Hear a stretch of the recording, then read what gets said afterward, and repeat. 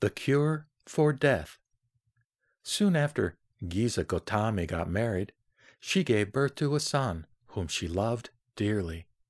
Then, one day, when he was just beginning to learn how to walk, he suddenly fell ill and died.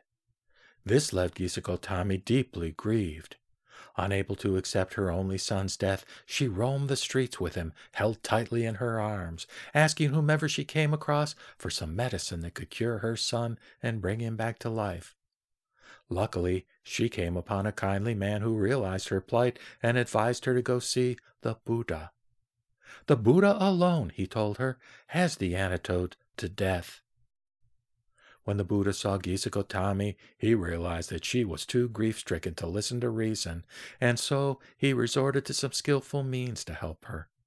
He told her that he could indeed restore her son back to life if she could get him a mustard seed. However, the Buddha warned, the mustard seed must not come from any household where death has ever occurred. If you can bring one back to me, your child will live again.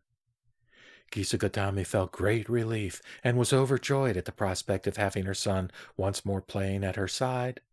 Full of hope, she hurriedly went from house to house, but nowhere could she find a household in which no one had ever died. At last it dawned on her that she was not alone in her grief, for everyone else had suffered the loss of a loved one at one time or another. When she realized that, she lost all attachment to the dead body of her son and understood what the Buddha was trying to teach her. Nothing born can ever escape death. Gisa Gotami then buried her son and went to tell the Buddha that she could find no family where tears had never been shed over a lost loved one. The Buddha said to her, "You have now seen that it is not only you who have ever lost a son, Gisa Gotami. Death comes to all beings, for fleeting and impermanent is the nature of all component things."